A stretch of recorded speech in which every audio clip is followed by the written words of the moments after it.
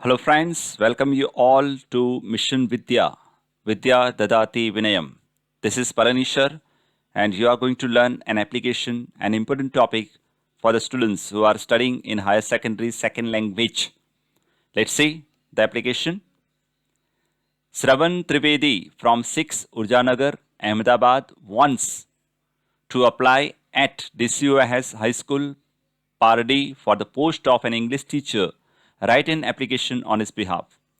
અહીં વિદ્યાર્થી મિત્રો એક એપ્લિકેશન લખવાની છે ઓન હિઝ બિહાફ ને ખાતર કોને ખાતર શ્રવણ ત્રિવેદીને ખાતર રાઇટ એન એપ્લિકેશન એક અરજી લખવાની છે તો શ્રવણ ત્રિવેદી એનું એડ્રેસ પણ એપ્લિકેશનમાં જ આપી દીધેલું હોય છે સામાન્ય સ્વરૂપે કોઈક વખત પરીક્ષાની અંદર એપ્લિકેશનમાં એડ્રેસ ન આપેલ હોય તો આપણે એક કાલ્પનિક એડ્રેસ લખીશું અહીં એડ્રેસ આપેલ છે તો તેનો જ ઉપયોગ કરીશું શ્રવણ ત્રિવેદી જે છઠ્ઠા બ્લોકમાં ઉર્જાનગર અમદાવાદમાં આવેલ છે ત્યાં રહે છે એ પોતે કોને અપ્લાય કરે છે પણ આપી ગયું છે અહીંયા ડીસીઓએસ હાઈસ્કૂલને અપ્લાય કરે છે જે પારડીમાં આવેલ છે કયા પોસ્ટ માટે તો ઇંગ્લિશ ટીચર માટે તો ચાલો જોઈ લઈએ કે કેવી રીતે લખી શકાય સૌથી પહેલાં નંબર 1 એન ઇમ્પોર્ટન્ટ ટોપિક બરાબર ને કે આપણે પોતાનો એડ્રેસ એટલે કે જે વ્યક્તિ અપ્લાય કરી રહ્યો છે એનું એડ્રેસ આવશે ત્યારે જ અહીં આપેલ છે તે જ લઈ લઈશું શ્રવણ ત્રિવેદી 6 ઉર્જાનગર અમદાવાદ ત્યારબાદ નીચે તારીખની ફોર્મેટ આ જ ફોર્મેટમાં લખવાનું છે આ ફોર્મેટને બરાબર ધ્યાન રાખી લો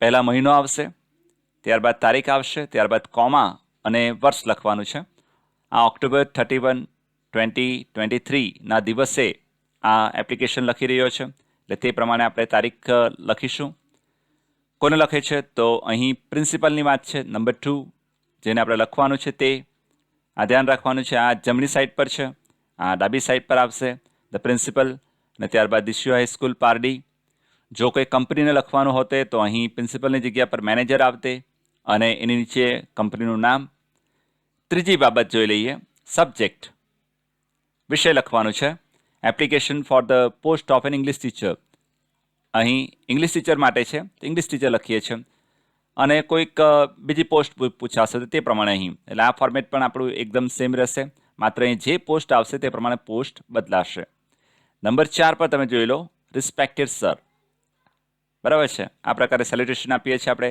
જેમ ગુજરાતીમાં આપણે આદરણીય સાહેબ લખીએ છીએ તેમ અહીં અંગ્રેજી ભાષાની અંદર રિસ્પેક્ટેડ સર લખાય છે અથવા જો પહેલેથી ખબર હોય કે અહીં ઓકે પ્રિન્સિપાલ જે છે કોઈ એક મેડમ છે તો અહીંયા રિસ્પેક્ટેડ મેડમ લખીશું ઓકે હવે પાંચમી જે બાબત જે છે એપ્લિકેશનની અંદર બરાબર છે તો એમાં આ પ્રકારનું આપણે બોડી ઓફ ધ એપ્લિકેશન લખીએ છીએ જેમાં આપણે જણાવીએ છીએ આપણે પોતાનો ઇન્ટરેસ્ટ અને એપ્લિકેશન તમને ક્યાંથી જાણવા મળી તેના વિશેની વાત તો વાંચી લઈએ અને સમજી લઈએ I have come to know from reliable sources મને વિશ્વસનીય સ્ત્રોત દ્વારા રિલાયબલ સોર્સિસ વિશ્વસનીય સ્ત્રોત એટલે ટાઈમ્સ ઓફ ઇન્ડિયાનું પેપર હોઈ શકે ગુજરાત સમાચાર હોઈ શકે અથવા ઇન્ટરનેટનું કોઈ માધ્યમ હોઈ શકે કોઈ ચોક્કસ પ્રકારના માધ્યમ દ્વારા તમને જાણવા મળ્યું છે તેના માટે અહીં શબ્દ આપણે ઉપયોગ કરી દીધો છે રિલાયબલ સોર્સિસ બરાબર ને સો આઈ હેવ કમ ટુ નો મને જાણવા મળેલ છે from reliable sources that there is a vacancy in your organisation for the above mentioned post બરાબર છે મને વિશ્વસનીય સ્ત્રોત તરફથી જાણવા મળેલ છે કે that I have come to know મને જાણવા મળેલ છે ઓકે ફ્રોમ રિલાયબલ સોર્સિસ વિશ્વસનીય સ્ત્રોત પરથી દેટ કે દેર ઇઝ અ વેકેન્સી કે એક ખાલી જગ્યા છે ઇન યોર ઓર્ગેનાઇઝેશન તમારી સંસ્થામાં ઓર્ગેનાઇઝેશન સંસ્થા for the above mention post above mentioned ઉપર જણાવેલ કયું અહીં application for the post of બરાબર અબાઉ મેન્શન ઉપર જણાવેલ પોસ્ટ તમારા ત્યાં એક વેકેન્સી છે જગ્યા ખાલી છે આઈ એમ ઇન્ટરેસ્ટેડ ઇન ધીસ પોઝિશન મને આ જે હોદ્દો જે છે આ જે વ્યવસાય છે એમાં મને રસ છે interested and I am furnishing હું પૂરું પાડી રહ્યો છું હું આપી રહ્યો છું below my resume and educational qualification હું અહીં મારું રેઝ્યુમે અને એજ્યુકેશનલ ક્વોલિફિકેશન એટલે મારી જે પોતાની બાયોડેટા છે જેને રેઝ્યુમે કહેવાય છે ઓકે બાયોડેટા જે છે એટલે મારા અંગત વિગત અને એજ્યુકેશનલ ક્વોલિફિકેશન મારી જે શૈક્ષણિક લાયકાત જે છે એ હું પોતે અહીં આ એપ્લિકેશન સાથે પ્રોવાઈડ કરી રહ્યો છું. આ રીતે આપણે આજે 5મી બાબત એટલે કે બોડી ઓફ ધ એપ્લિકેશન જે છે તે લખીએ છીએ અને આપણે જણાવીએ છીએ કે આની સાથે આપણે રેઝ્યુમે અને એજ્યુકેશન ક્વોલિફિકેશન જણાવીએ છીએ. એટલે આ 5 બાબતો પહેલાં ધ્યાન પર લઈ લો. પહેલું પોતાનું એડ્રેસ, બીજું જ્યાં લખી રહ્યા છે તેનું એડ્રેસ, ત્રીજું સબ્જેક્ટ, ચોથું રિસ્પેક્ટેડ સર અથવા રિસ્પેક્ટેડ મેડમ અને 5મું આ પેરેગ્રાફ. આ પેરેગ્રાફ તમારે ખૂબ વ્યવસ્થિત તૈયાર કરી લેવાનું છે જેથી કરીને પરીક્ષામાં કોઈ પણ ભૂલ વગર તમે લખી શકો. બરાબર છે. હવે નેક્સ્ટ જોઈએ. આ તમારા સમક્ષ એક સરસ ફોર્મેટ છે જેની અંદર રેઝ્યુમે બરાબર છે અને એજ્યુકેશનલ ક્વોલિફિકેશન છે. બરાબર છે. તો હવે અહીં આ ફોર્મેટ જે છે તમે જોઈ શકો છો. Name, date of birth, gender, marital status, religion, nationality, mobile અને લેંગ્વેજીસ નોન. આ પ્રકારે આ બધા જે મહત્વના મુદ્દાઓ જે છે વ્યક્તિગત માહિતીને લગતી તે અહીં આપેલ છે. બરાબર છે. તો આ ફોર્મેટ આપણે આ રીતે લખીશું, એકની નીચે એક. અહીં બાજુમાં લખેલ છે તે પણ તમે અહીં નીચે ક્રમમાં લખી શકો છો. પ્રથમ આપણું નામ છે, આખું નામ જણાવીશું. અહીં નામ છે શ્રવણ શાંતનુ ત્રિવેદી. એની બર્થ ડેટ છે, ડેટ ઓફ બર્થ બરાબર છે 29/4/1994 જન્મેલ છે. જેન્ડર એનું મેલ ફિમેલ આપણે જે આવતું હોય તે પ્રમાણે પરીક્ષામાં આપણે નામ પ્રમાણે લખીએ છીએ. ઓકે. મેરિટલ સ્ટેટસ આપણે મેરિડ લખીશું. ઓકે, કે મેરિટલ સ્ટેટસ ઓકે એની લગ્નની સ્થિતિ શું છે તો પરણેલ છે. રિલિજન ધર્મ શું છે તો હિન્દુ અહીં લખેલ છે. ઓકે, કાલ્પનિક સ્વરૂપે આ આપણે લખી રહ્યા છીએ. નેશનાલિટી તો ઇન્ડિયન. ઓકે, કે એનું રાષ્ટ્રીયતા શું છે તો ભારતીય છે.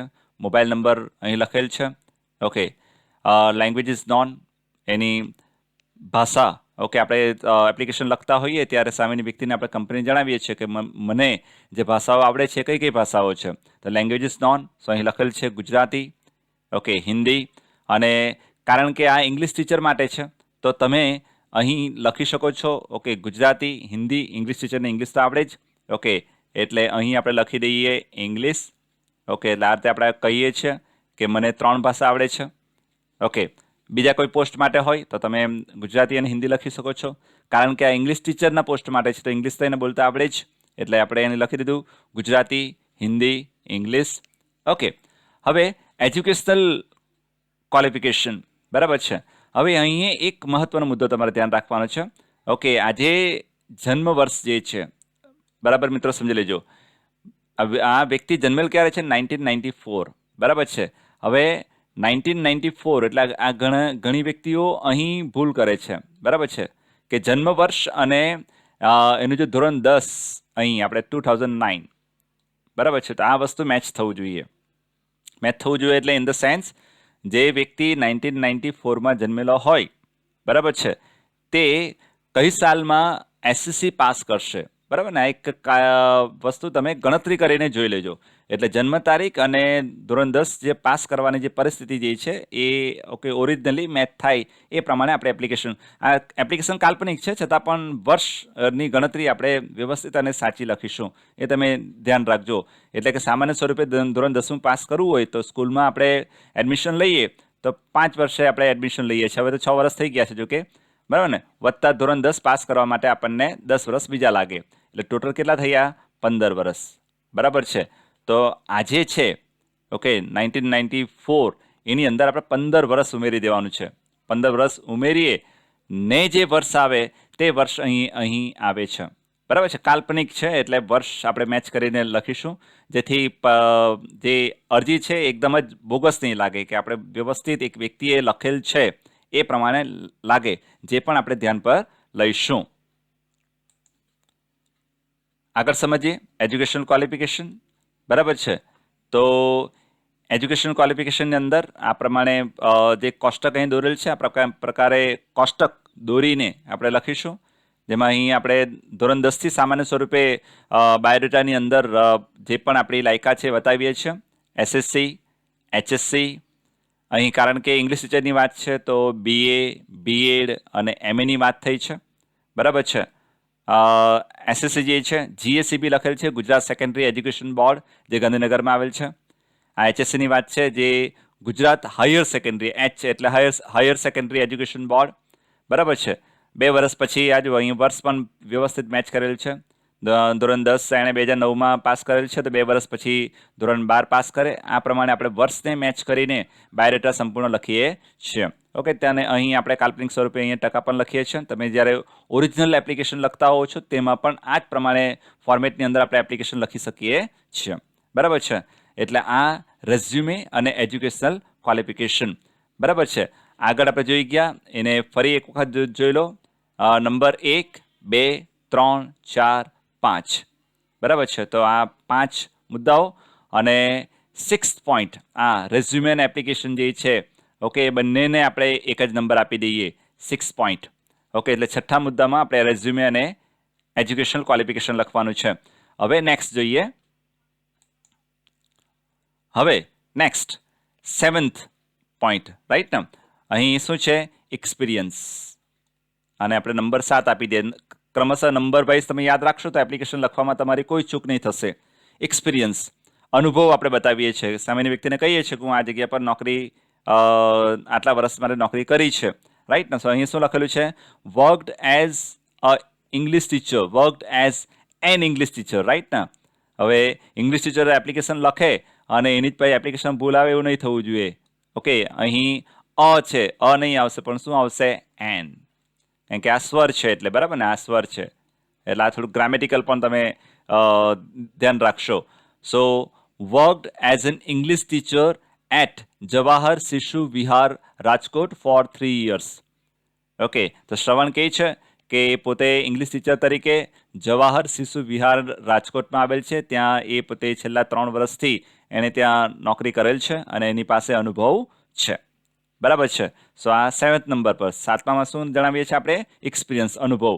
હવે 8 નંબર ઓકે તરીકે આપણે યાદ રાખવાનું છે, જેની અંદર આપણે પોતે બાંયધરી આપીએ છીએ. શું કહીએ છીએ બાંયધરીમાં? If I am selected, I promise to discharge my duties to the best of my ability. આપણે સામેની વ્યક્તિને કહીએ છીએ કે ઇફ આઈ એમ સિલેક્ટેડ, જો મારી પસંદગી કરવામાં આવશે, આઈ પ્રોમિસ, હું વચન આપું છું, ટુ ડિસ્ચાર્જ માય ડ્યુટીઝ, મારી જે ફરજ છે એ બજાવીશ. ડિસ્ચાર્જ એટલે બજાવવું. Discharge my duties to the best of my ability, મારી શ્રેષ્ઠ ક્ષમતા. એબિલિટી, ક્ષમતા, મારી જેટલી ક્ષમતા છે, મારી જેટલી તાકાત છે, સંપૂર્ણ તાકાતનો ઉપયોગ કરીને, સંપૂર્ણ ક્ષમતાનો ઉપયોગ કરીને બેસ્ટ, ઓકે, શ્રેષ્ઠ સ્વરૂપે હું પોતે મારી ફરજ નિભાવીશ. ઓકે, એવું આપણે વચન આપીએ છીએ. જો મારું સિલેક્શન થશે તો આપણે સામેથી કહીએ છીએ. આઈ રિક્વેસ્ટ યુ, હું તમને વિનંતી કરું છું, to consider my application favourably. Okay, આપણે સામેથી કહીએ છીએ કે હું તમને વિનંતી કરું છું કે મારી જે અરજી જે છે એ થોડીક દયાપૂર્વક તમે જોજો. And give me N opportunity, અને મને એક તક આપજો. કોઈ સેવા કરવાની આપણે કહીએ ને, મને સેવા કરવાની એક તક આપશો અને હું સારામાં સારું કામ કરીશ. એમ આપણે બાંયધરી આપીએ છીએ 2 લીટીની અંદર. તો આ 8મો મુદ્દો થયો. 9thની અંદર આપણે એટેચમેન્ટ આપીએ છીએ. એટેચમેન્ટ, જેને ગુજરાતીમાં આપણે શું કહીએ છીએ? દરેક ગુજરાતી અરજી પત્ર આતે લખીએ તો એની અંદર બિડાણ ગુજરાતીમાં કહીએ, બિડાણ. ઓકે, બિડાણ એટલે શું? કે જે પણ અરજી લખીએ છીએ એ અરજીની સાથે તમે શું શું જોડ્યું છે. ઓકે, જે પણ પત્રો તમે જોડ્યા હોય, જે સર્ટિફિકેટ્સ તમે જોડ્યા હોય, ઓકે, એની આ વાત છે. તો એને ઇંગ્લિશમાં એટેચમેન્ટ કહીએ છીએ. તો એપ્લિકેશનમાં આપણે શું જોડતા હોઈએ સાથે? માર્કશીટ, જે પણ આપણા ગુણપત્રકો છે, જે પણ એક્સપિરિયન્સ આપણી પાસે સર્ટિફિકેટ હશે, ડિગ્રી હશે, એની બધી ઝેરોક્સ જોડીશું. એટલે અને હવે જે પણ આપણી પાસે જે પ્રમાણપત્રો હોય છે, પ્રમાણપત્રોની ટ્રુ કોપી કોઈ બીજી વ્યક્તિ પાસે કરાવવાની આવશ્યકતા નથી. કારણ કે જે તે વ્યક્તિને સત્તા આપવામાં આવેલ છે કે પોતે સેલ્ફ અટેસ્ટ કરી શકે. સેલ્ફ અટેસ્ટ એટલે પોતે કહી શકે છે કે પોતે પોતાની જે પ્રમાણપત્ર છે એની ખરાઈ કરી શકે છે. ઓકે, એટલે સામાન્ય સ્વરૂપે આપણું જે પ્રમાણપત્ર હોય છે એના પર આપણે લખીએ છીએ આ રીતે સેલ્ફ અટેસ્ટેડ ઝેરોક્સ કઢાવીએ અને તેના પર લખી દઈએ સેલ્ફ અટેસ્ટેડ, અને નીચે તમારી જે પણ સહી હશે એ તમે સહી કરી દો. બરાબર છે? એટલે ચાલે. કોઈ અન્ય વ્યક્તિ પાસે, મામલતદાર પાસે કે કોઈ ડૉક્ટર પાસે આપણે સેલ્ફ અટેસ્ટ કરીને એ લોકો પરની સહી લેવાની કોઈ આવશ્યકતા નથી. એટલે આ રીતે હવે ટ્રુ કોપી આપણે જાતે કરી શકીએ છીએ. એક કોન્સેપ્ટ સમજી રાખજો. બરાબર છે? તો એટેચમેન્ટની અંદર મેં શું લખ્યું છે? Self attested xerox copies of marksheets અને એક્સપિરિયન્સ સર્ટિફિકેટ્સ. અહીં આપણે ઝેરોક્સ કોપી આપેલી છે, બધી માર્કશીટો અંદર જોડેલી છે અને એક્સપિરિયન્સ સર્ટિફિકેટ્સ જે પણ મારા અનુભવ છે એ સર્ટિફિકેટ્સ મેં સાથે જોડ્યા છે. Okay, this is point number 9. છેલ્લે અંતે ઓકે પોઈન્ટ નંબર 10, બરાબર ને, આપણે કહીએ ને આપનો વિશ્વાસુ એમ કરીને આપણે સહી કરીએ છીએ. અહીં યોર્સ ફેથફુલી એમ લખ્યું છે, આપનો વિશ્વાસુ, અને અહીં સિગ્નેચર એવું લખેલું છે, પણ તમારે સિગ્નેચર એવું લખવાનું નથી, પણ અહીં શ્રવણ પોતે લખે છે, તો એનું જે પણ સિગ્નેચર હશે એ આપણે અહીં સિગ્નેચર કરી દેવાનું છે, આ રીતે સહી કરી દેવાનું છે, અને આ એપ્લિકેશન આ રીતે આપણી કમ્પ્લીટ થશે. તો આ રીતે જો તમે લખશો તો તમને પૂર્ણ માર્ક્સ મળશે. બરાબર છે. એક ઓવરઓલ ફરી જોઈ લો. ઓકે, નંબર 1 પર શું આવશે? પોતાનો એડ્રેસ. નંબર 2 પર જેને મોકલી રહ્યા છે તેનો એડ્રેસ. ત્યારબાદ નંબર 3 પર સબ્જેક્ટ. નંબર 4 પર રિસ્પેક્ટેડ સર. નંબર 5માં જે body of the okay application છે તે. 6ની અંદર રેઝ્યુમે અને એજ્યુકેશનલ ક્વોલિફિકેશન. 7ની અંદર એક્સપિરિયન્સ. ઓકે, 8ની અંદર બાંયધરી આપી છે તે.